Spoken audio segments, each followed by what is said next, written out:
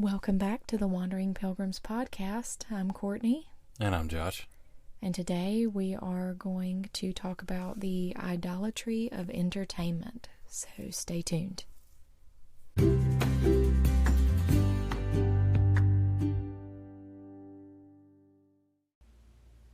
This episode of the Wandering Pilgrims podcast is sponsored by Anchor, the easiest and fastest way to record, edit, and distribute your podcast. We love Anchor and the Anchor app. We've used it from the very beginning. It's so user-friendly, whether you're a beginner or a veteran. It's free to use with tons of editing tools and free music to use, just to name a few things. They also take care of distributing your podcast to all major podcasting platforms like Spotify, Apple, Google, and so many more. So if you're looking to get into podcasting but don't know where to start, download the Anchor app or visit anchor.fm to get started today.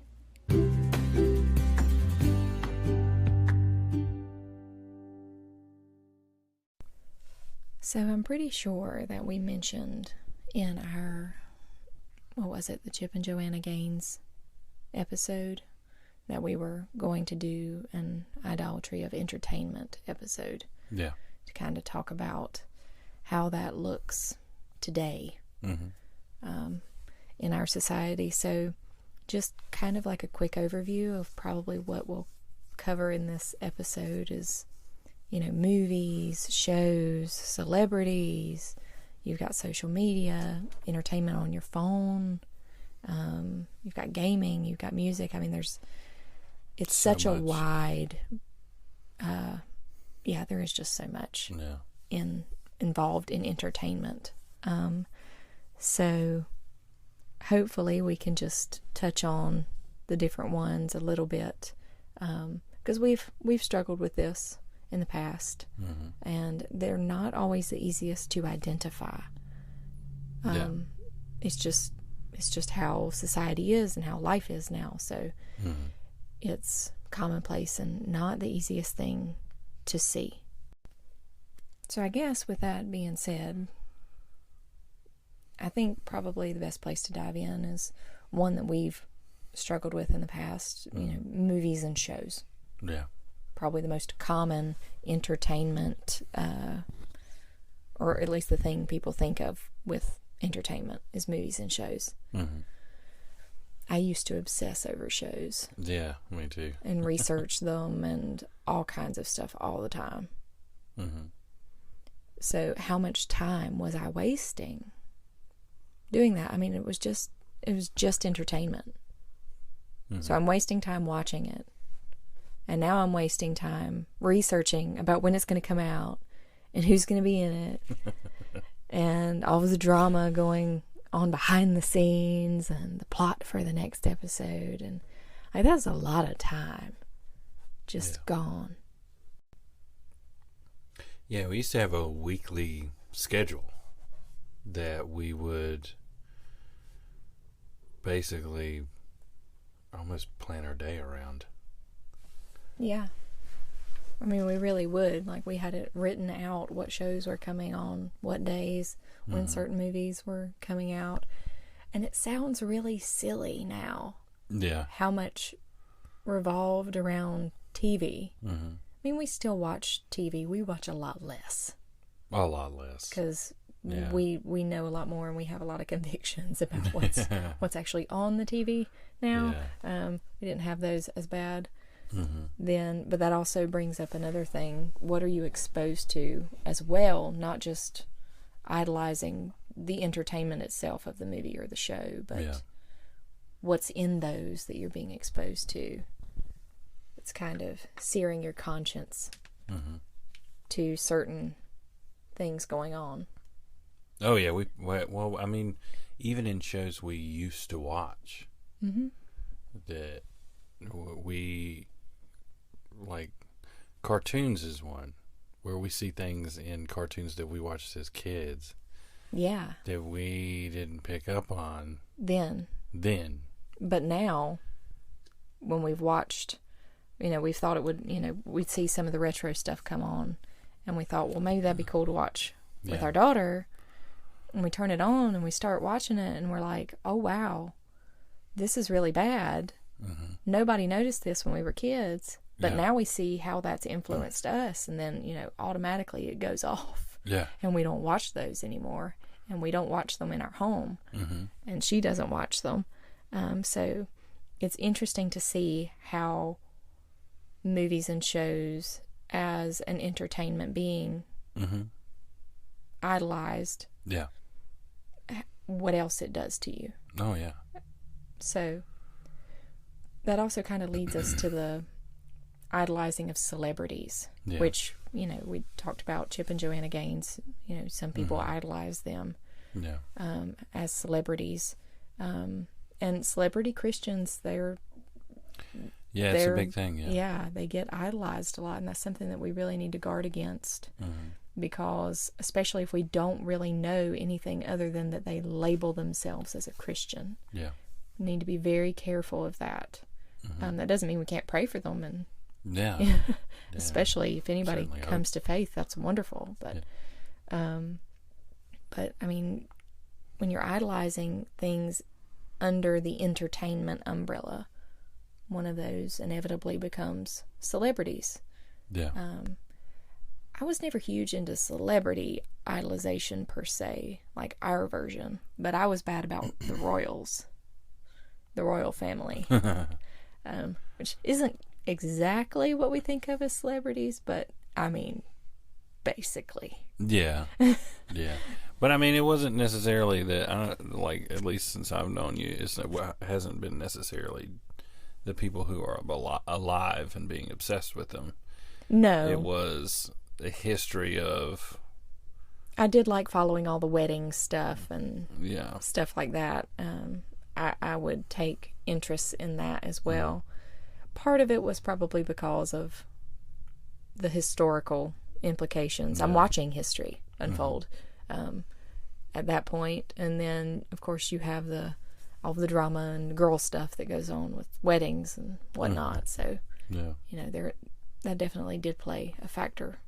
Yeah. At a point, but celebrity idolization is definitely.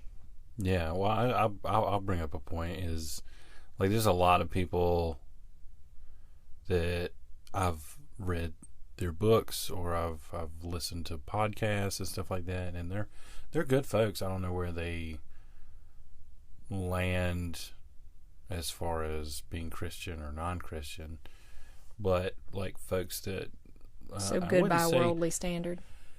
Well, I wouldn't say that the advice or what they talk about is inherent is bad. It's not. But you have a lot of people cropping up nowadays that are beginning to talk about how men should act. Yeah. And discipline and things like that. It's almost as if the age of the motivational speaker has gone away, and the age of the speaker of discipline has come in. It's very obvious to anyone who works for a living that motivation is very fickle. Yeah. Discipline is having discipline at doing something is what actually gets the job done. Yeah. And there's a lot of people that are talking about that now and talking about how how to change your life and be more disciplined and work hard and stuff like that. And none of that stuff is inherently bad. No. I would say that it's good. But people follow these guys like Christians should follow Christ. They do. It truly idolize these celebrities. Oh, yeah. And they're kind of a different version of what I think of as celebrity. I think of the Hollywood people, but influencers now are essentially celebrities in another way. But the other thing is, to that point, I've noticed it too. I mean, with all of the different stuff when we were looking, when we were searching for the truth, we bumped into a whole lot of different stuff. But it was ironic to me that in that crowd that you're talking about, it was basically the worldly wisdom of trying to get as close to the biblical as you could without it being called Christian. Yeah. Because they'd get really close, or different ones would talk about how, the Bible might talk about this, and this is a really good principle that we like from the Bible. They'll talk about that stuff, but they haven't crossed that threshold yet. Yeah.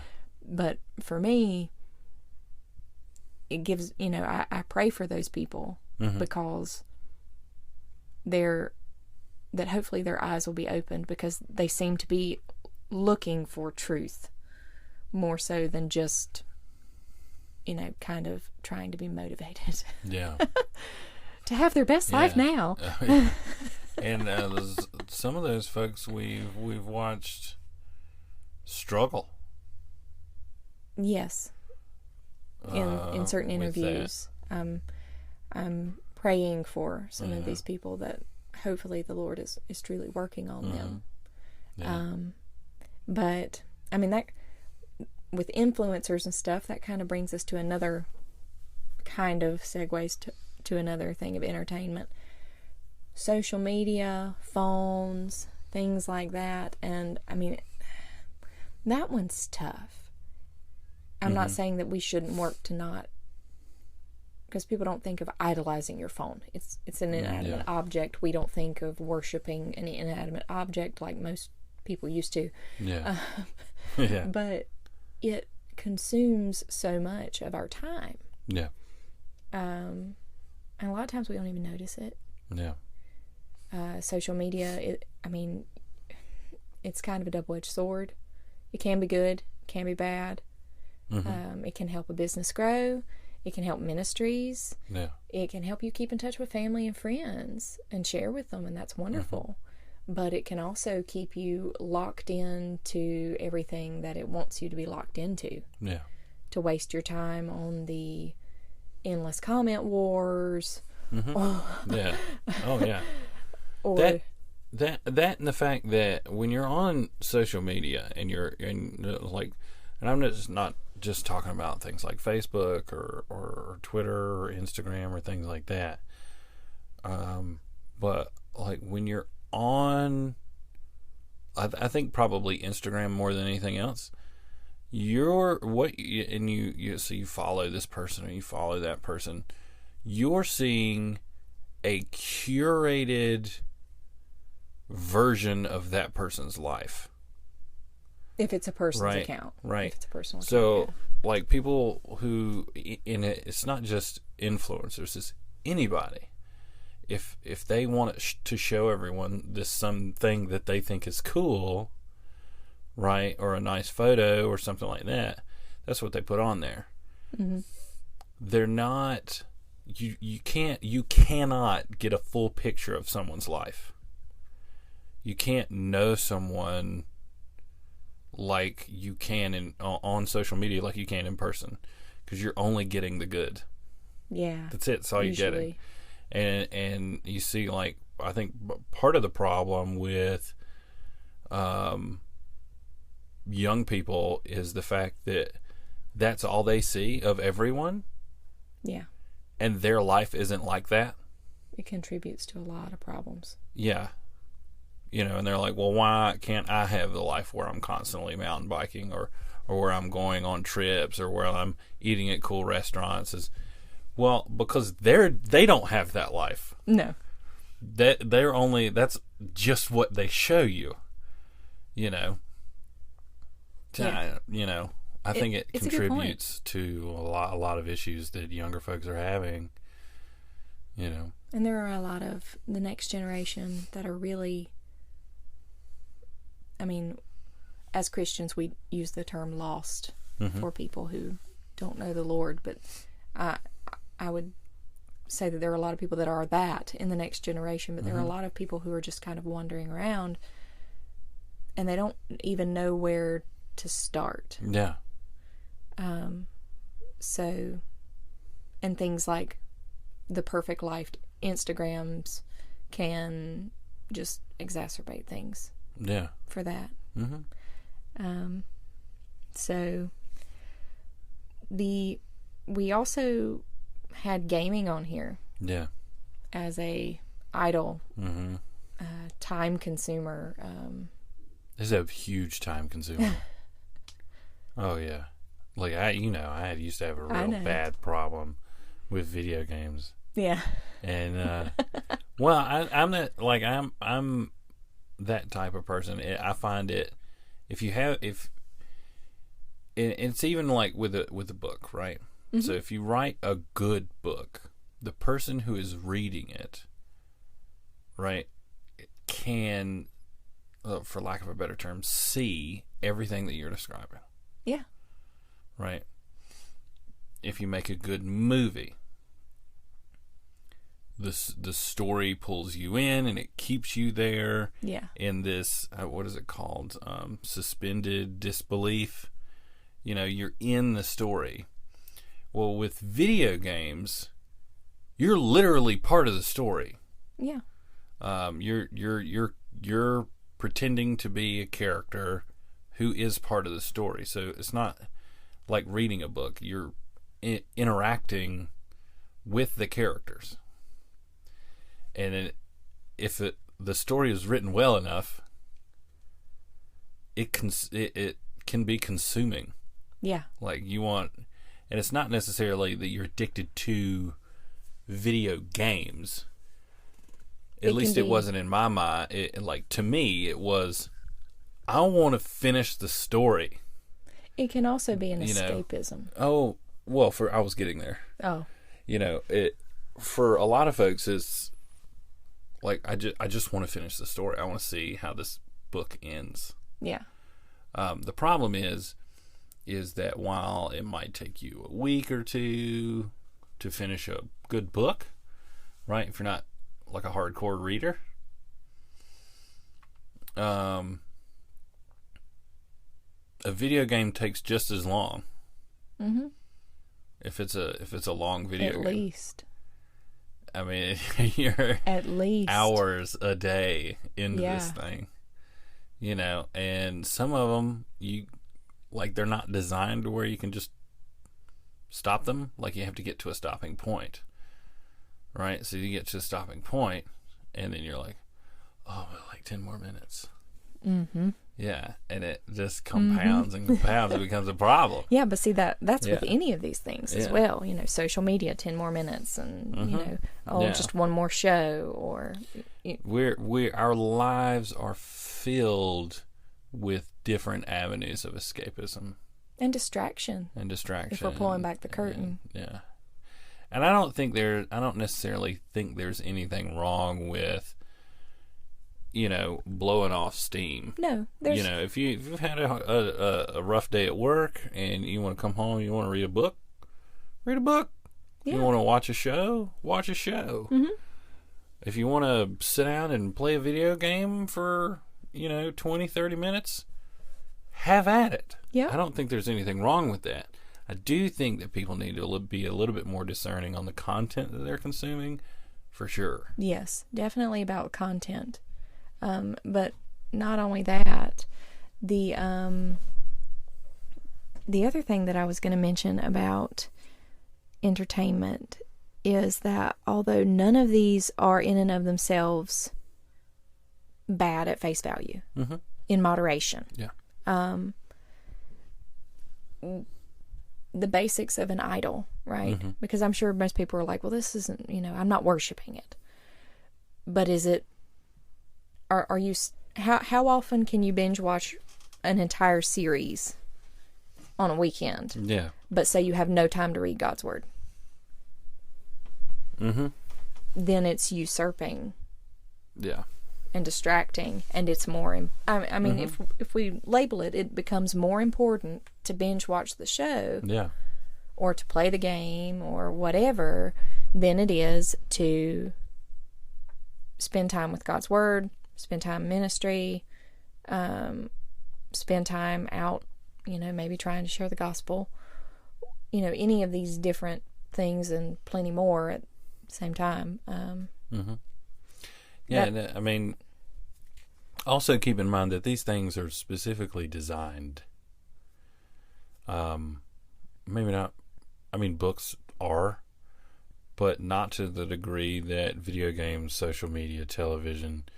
They are, by their nature, designed by the people who create them for you to spend the most amount of time possible looking at them. Mm-hmm.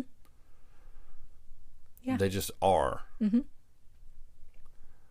This is why, like a lot of streaming services, they drop an entire season of a show at one time because the expectation is that you'll binge it. Yeah.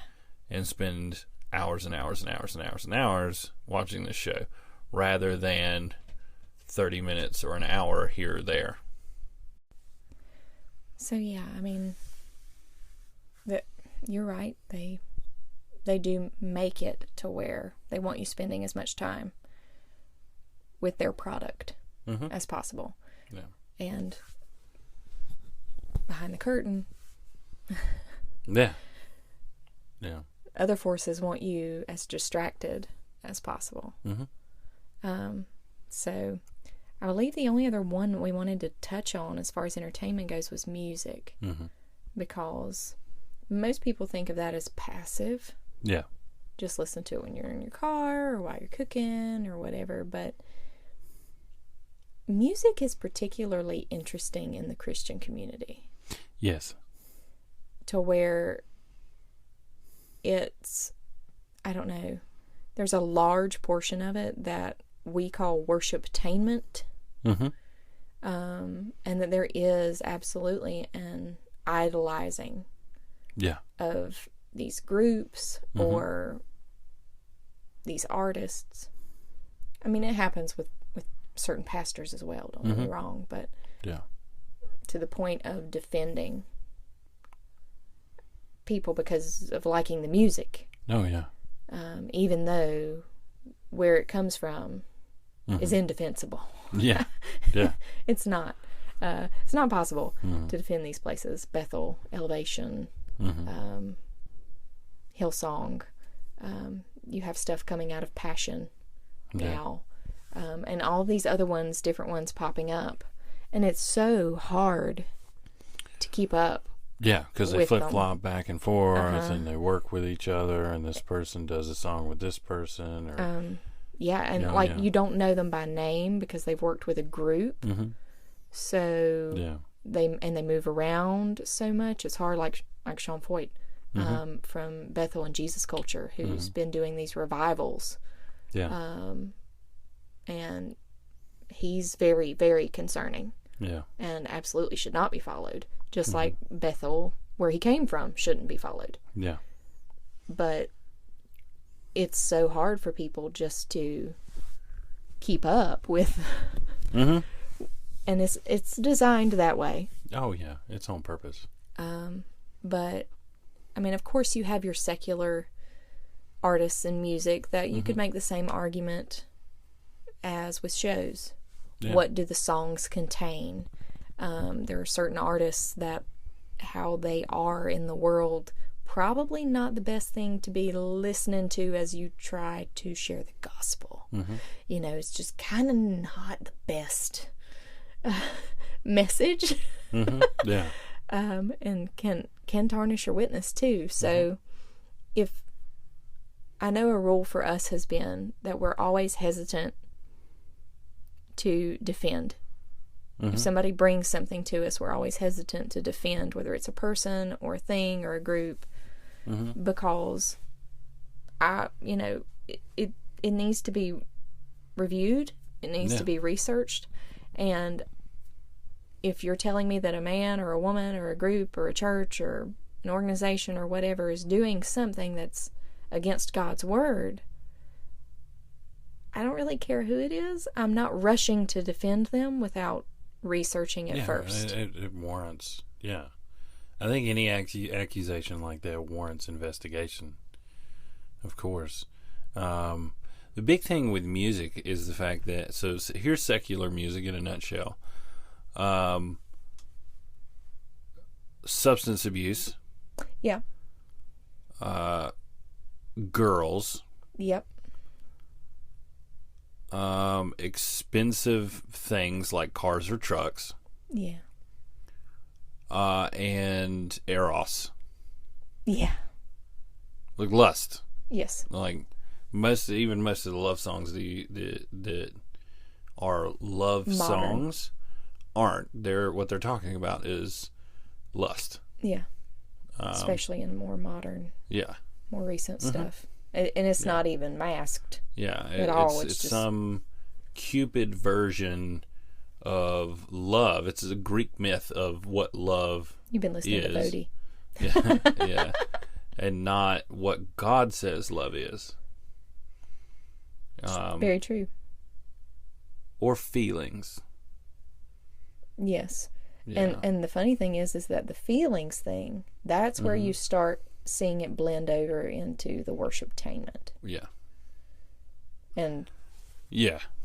Yeah, modern, I want to say definitely not all modern, like all contemporary Christian music. So obviously not all of it. But a lot.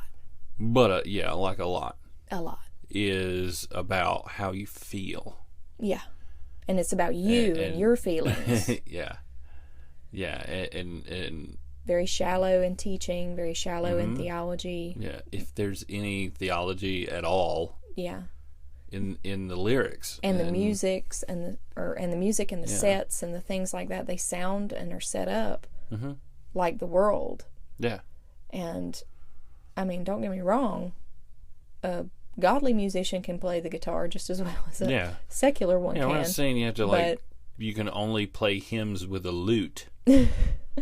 You know, but if it looks like paganism, probably worth a pause. Yeah, minimum. Worth an investigation. Let me go on my handy dandy computer that I keep in my pocket and look up the lyrics to this song and see what they actually say. Yeah. Because this is another thing, is that music obscures oftentimes what the lyrics actually say. You don't think about them. No. Or at least most people don't. Most people just listen to the music, do, and that's what they do. Secular music is like all about that. You can tell by the fact that most modern pop music is all of it has the same timing, and it's pretty much all the same notes. I'm really bad. It's about how it sounds, not what it says. And unfortunately, Christian music has become the same thing. Yeah. It's about how it sounds and makes me feel, and less about what it's saying and what I learned from it. And using it as worship. Yeah. Because that's what it should be. Whereas you go back and you read some hymns, some old hymns, without the music. Yeah, read some old hymns, and they are rich in theology. Now, granted, there were bad hymns.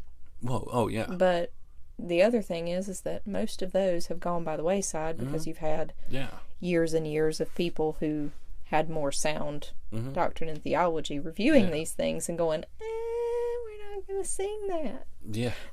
Yeah. See, I'm the weird person. I've always been analytical. I've always loved music, but I've always been very in my head. Yeah. So I've always paid a lot of attention to wording and things like that, because there were certain songs growing up, even before, listening to secular music, that I couldn't stand just because of the wording. Yeah.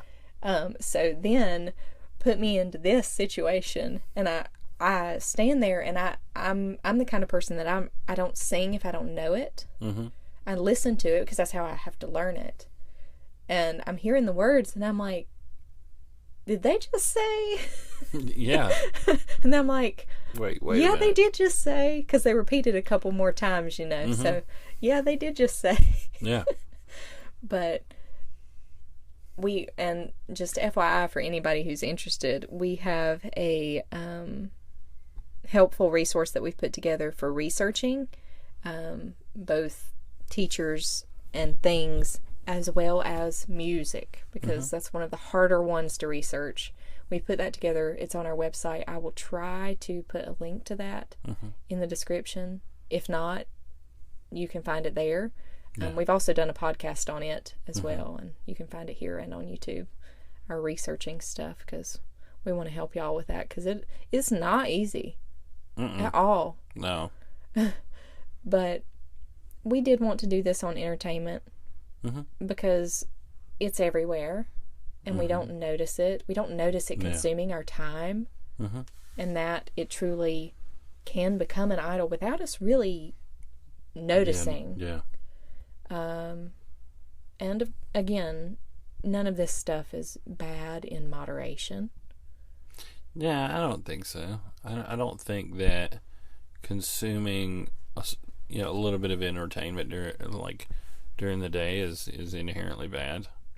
And I mean, you're also talking about the word entertainment's a broad term. So if your entertainment is when you're sitting down with your family and eating dinner and you're all talking and having a conversation, or you play a game, like a card game or something like that, then that's fine. And anything that you do, I won't say anything, but any form of entertainment, assuming that the content of which is okay for you to consume. Yep.